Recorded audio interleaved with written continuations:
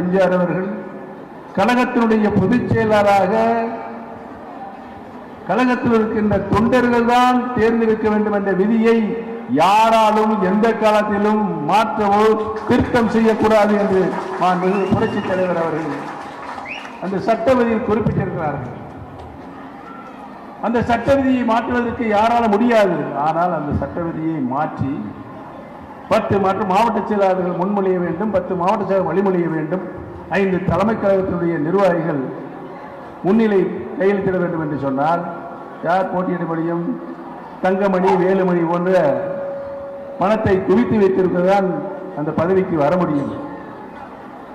இதை எதிர்த்து தான் நாங்கள் இன்றைக்கு கட்சியுடைய தொண்டர்களுடைய உரிமையை மீட்பதற்காக இப்பொழுது நாம் மீட்பு குழுவை உருவாக்கி இருக்கிறோம். இந்த மீட்பு குழுவுடைய பணிகளை, செயல்களை, கடமைகளை மாவட்டங்கள் அனைத்து மாவட்டங்களிலும் சென்று மாவட்டங்களை அணுகின்ற அனைத்து நிர்வாகிகளையும் பொதுமக்களையும் சந்தித்து நேரடியாக சந்தித்து புரட்சித் தலைவர் எம்ஜிஆர் அவர்கள், புரட்சித் தலைவர் மாண்புமிகு அம்மா அவர்கள் 50 ஆண்டு காலம் இன்னுயிலிருந்து இந்த இயக்கத்தை காப்பாற்றிய இயக்கத்தை இன்றைக்கு பணத்தால் மட்டுமே இந்த இயக்கத்துடைய நிர்வாக என்ற சூழ்நிலையை உருவாக்கியவர்களை கழகத்திலிருந்தே அப்புறப்படுத்த வேண்டும் என்ற நல்ல நோக்கத்தோடு தான் நாம் இன்றைக்கு புறப்பட்டிருக்கிறோம். அதோடு மட்டுமல்லாமல் மாண்புமிகு அம்மா அவர்களுக்கு நிரந்தர பொதுச் செயலாளர் இதையும் டாக்டர் புரட்சி தலைவி மாண்புமிகு அம்மா அவர்கள் தான் இருக்க வேண்டும் என்று நாம் பொதுக்குழுவில் இதயபூர்வமாக ஒரு தீர்மானத்தை நிறைவேற்றினோம். அந்த தீர்மானத்தையும் கல்லஞ்சம் படைத்த எடப்பாடி பழனிசாமியுடைய கூட்டத்தாரர்கள் ரத்து செய்திருக்கிறார். மாண்புமிகு அம்மா அவர்கள் தான் நிரந்தர பொதுச் செயலாளர் பொதுக்குழுவில் நாம் கொண்டு வந்த தீர்மானத்தை நிறைவேற்றியிருக்கின்ற தீர்மானத்தை ரத்து செய்தது என்று சொன்னால் எவ்வளவு பெரிய நம்பிக்கை துரோகிகள் இவர்கள் என்பதனை இன்றைக்கு நாடு பார்த்துக் கொண்டிருக்கிறது. ஆசை, அளவற்ற ஆசை. இவைகளெல்லாம் இந்த நேரத்தில் காப்பாற்ற முடியும். காப்பாற்றுகின்ற சூழ்நிலையை நாம் உங்களுடைய உறுதுணோடைய நிறைவேற்றாமல் இருந்தால் அம்மா அவர்களுக்கும் தலைவர்களுக்கும் நாம் செய்கின்ற நன்றியாக இருக்காது என்பதை எண்ணித்தான் இந்த மீட்பு குழுவை நாம் இன்றைக்கு உருவாக்கி இருக்கிறோம். இந்த மீட்பு குழு இன்றைக்கு இருக்கின்ற இந்த சூழ்நிலையில் நாம் நாடாளுமன்றத்தினுடைய தேர்தலை எதிர்நோக்கி இருக்கிறோம். நாடாளுமன்ற தேர்தலை எதிர்நோக்கி இருக்கின்ற நாம் என்ன அடிப்படை பணிகளை செய்ய வேண்டும் என்பதுதான் இன்றைய நிலைமை. நம்முடைய கழகத்தினுடைய மீட்புகளுடைய உள்கட்டமைப்பு நிலைகளை உள்கட்டமைப்பினை பலப்படுத்த வேண்டும். அனைத்து நிலைகளிலும் கழகத்தினுடைய கிளைக்கழகங்கள் உருவாக்க வேண்டும்.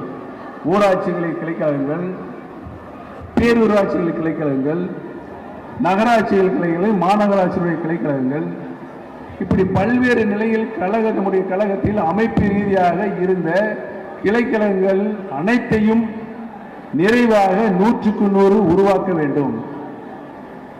அந்த பணியை நம்முடைய மாவட்ட கழக செயலாளருடைய ஒத்துழைப்போடு கழகத்தில் இருக்கின்ற அனைத்து பொறுப்பாளர்களும் முன்னின்று அந்த பணியை நிறைவேற்றி தர வேண்டும் என்ற தகவலை உங்களுக்கு சொல்வதற்காகத்தான் நாங்கள் இன்றைக்கு வந்திருக்கிறோம். அப்பொழுதுதான் நம்மளுடைய தோழமை கட்சியில் இருக்கின்ற பல்வேறு கட்சிகள், அந்த கட்சிகள் நம்ம கட்டமைப்பு, உள்கட்டமைப்பு, இந்த மீட்பு குழு ஒரு வளமான உள்கட்டமைப்பை உருவாக்கி இருக்கிறார்கள். நிறைவான நிர்வாகிகளை, பொறுப்பாளர்கள் இருக்கிறார்கள். தொண்டர்கள் கோடிக்கணக்கில் இருக்கிறார்கள். அப்படி நிலையை நாம் ஏற்படுத்தும் என்றால் உறுதியாக நாடாளுமன்ற தேர்தலில் நம்மை எதிர்த்து நின்று வெற்றி பெற யாராலும் முடியாது என்ற நிலையை நாம் உருவாக்கலாம். அதற்காகத்தான் நாம் இப்பொழுது இந்த பணியை செய்திருக்கின்றோம். இன்றைக்கு நம் மாவட்ட கழக செயலாளரை தேர்வு செய்திருக்கிறோம். அவர்கள் சில நகர செயலாளர்கள், சில ஒன்றிய செயலாளர்கள், மாவட்ட நிர்வாகிகள், பல்வேறு பேரூராட்சி நிர்வாகிகள் தேர்வு செய்திருக்கிறார்கள். இன்னும் நிறைவாக முழுமையாக நகர செயலாளர்கள், ஒன்றிய செயலாளர்கள், பல்வேறு நிலைகளில் கழகத்தினுடைய பொறுப்பாளர்களை தேர்வு செய்யப்படுகின்ற பணி இருக்கிறது. அந்த பணியெல்லாம் நீங்கள் 100க்கு 100 நிறைவு செய்தால்தான், தேர்வு மூலமாக நிறைவு செய்தால்தான் நாம் முழு வீச்சில் தேர்தலை சந்திக்கக்கூடிய ஒரு நல்ல நிலை ஏற்படும். எடப்பாடி பழனிசாமி அவர் சந்தித்த இந்த 4.5 ஆண்டுகளில் அவருடைய தவறான கொள்கைகளினால் சந்தித்த அத்தனை தேர்தல்களிலும் தோல்வி. ஊரக உள்ளாட்சி தேர்தலில் தோல்வி, நகர்ப்புற உள்ளாட்சி தேர்தலில் தோல்வி, சட்டமன்ற தேர்தலில் தோல்வி, ஆட்சி இழந்தோம். நாடாளுமன்ற தேர்தலில் தோல்வி. 39 நாடாளுமன்ற தேர்தலில் போட்டியிட்டு ஒரே ஒரு இடம் தான் ஜெயிச்சோம். ஒரே ஒரு இடம். எந்த இடம்? தேனி. அந்த தேனியைத்தான் மாண்புமிகு பாரத பிரதமர் அவர்கள் தேர்தல் அறிவிப்புக்கு முன்னால் 3 முறை வந்தார்கள். தேர்தல் அறிவிக்கப்பட்ட ஒரே முறை தேனி தொகுதித்தான் வந்தார். அந்த தொகுதித்தானே செய்திருக்க நம்முடைய தோழமை கட்சியாக அனைத்து இந்திய அண்ணா முன்னேற்ற கழகம் இருக்கிறது என்று அவராகவே முடிவு செய்து அமைச்சர் பதவியை நமக்கு தர வேண்டும் என்ற நல்லெண்ணத்தோடு பாரதிய ஜனதா கட்சியுடைய தொலைக்காட்சியில் பெயரும் வந்துவிட்டது. உடனே பழனிசாமி ஒரு 8-9 அமைச்சர்களை கூட்டு போய் எல்லாம் பார்க்கறதெல்லாம் பார்த்து தடுத்து நிறுத்தினார். ஆக அனைத்து இந்திய அண்ணா முன்னேற்ற கழகத்தில் மத்திய அமைச்சராக வருவதற்கு தடை போட்ட ஒருவர் தான் கழகத்துடைய பொதுச் செயலாளராக தன்னை தம்பட்டம் அடித்துக் கொண்டிருக்கிறார். நம்முடைய ஈரோடு கிழக்கு தொகுதியில் தேர்தல் வந்தது. நாங்களும் ஒரு வேட்பாளரை அறிவித்தோம். டிடி தினகரனும் ஒரு வேட்பாளரை அறிவித்தார். பாரதிய ஜனதா கட்சியுடைய மாநில தலைவர் திரு அண்ணாமலை அவர்கள் எங்களை எல்லாம் சந்தித்து நம்மளுக்கு எதிரி திமுகவை தோல்வியடை செய்ய வேண்டும் என்றால் நாம் அனைவரும் ஒருங்கிணைந்து வேட்பாளரை ஆதரவு தர வேண்டும் என்று தெரிவித்த கருத்தின் அடிப்படையில் நாங்கள் வாபஸ் வாங்கினோம்.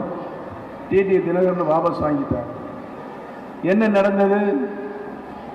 என்ன நடந்தது? கொங்கு மண்டலம் அனைத்து இந்திய அண்ணா திராவிட முன்னேற்ற கழகத்துடைய கோட்டை. 1989 புரட்சி தலைவர் மாண்புமிகு அம்மா அவர்கள் சேவல் சின்னத்தில் நிற்கும் போது 5 தொகுதிகளை ஈரோடு மாவட்டம் பெற்று தந்தது. அந்த அளவுக்கு தொண்டர்களும் பொதுமக்களும் நம் மீது நம்பிக்கை வைத்திருந்தார்கள். என்ன நிலைமை ஏற்பட்டது? 66,000 ஓட்டு வித்தியாசத்தில் நாம் தோற்கடிக்கப்படுகிறோம். திமுக வென்று வெற்றி பெறுகிறது. இதற்கு முழு பொறுப்பு, நாம் வெற்றி பெறுவதற்கு இந்த தோல்விக்கு முழு பொறுப்பு எடப்பாடி பழனிசாமி தான். திட்டமிடுவதில் கோளாறு இருக்கிறது.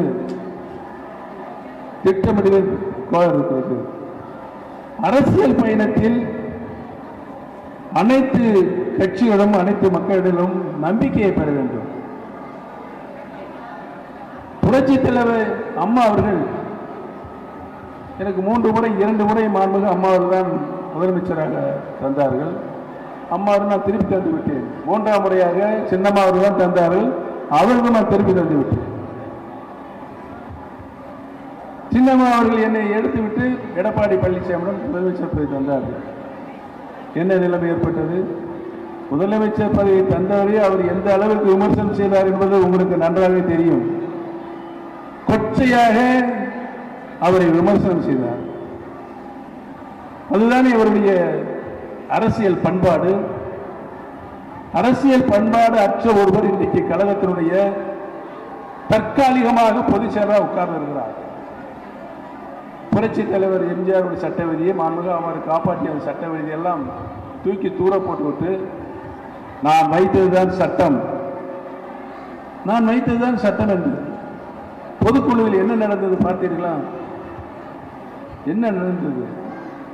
நான் பொருளாளர் என்ற முறையில் வரவு செலவு திட்டத்தை வாசிக்க வேண்டிய 3வது நிகழ்வாக அதற்கு வாய்ப்பு கொடுக்கல. திடீர்னு எந்திரிச்சு எங்களை எல்லாம் நீக்கியதாக அறிவிப்பு சரி தொலைஞ்சு போங்க அப்படின்னு சொல்லி நாங்கள் எதிர்த்து போனா தண்ணீர் பார்த்தா கூட எரியிறானு புரட்சி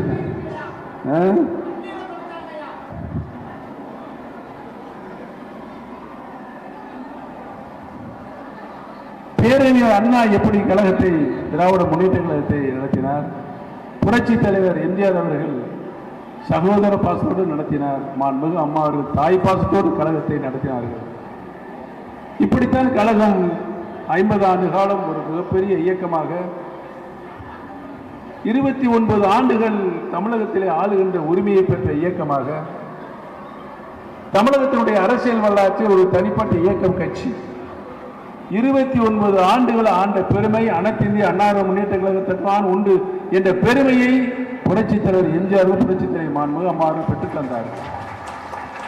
அந்த பெருமை இன்னைக்கு எடப்பாடி பழனிசாமியோடு முடிபெற சூழ்நிலை ஏற்பட்டிருக்கிறது.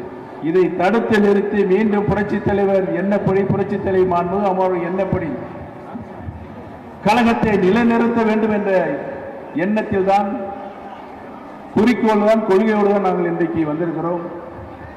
நம்முடைய மாவட்ட கழக செயலாளர் அவரோடு இணைந்து கழக பொறுப்பாளர்கள் நீங்கள் முழுமையாக கழகத்தினுடைய அமைப்பு ரீதியாக உள்கட்டக்கூடிய அனைத்து நிலைகளிலும் இருக்கின்ற பொறுப்பாளர்களை தேர்வு செய்து எங்களிடம் தர வேண்டும் என்றும், அதோடு பூத் கமிட்டிகள் ஒவ்வொரு சட்டமன்ற தொகுதிக்கும் 300, 350 பூத் கமிட்டி இருக்கிறது.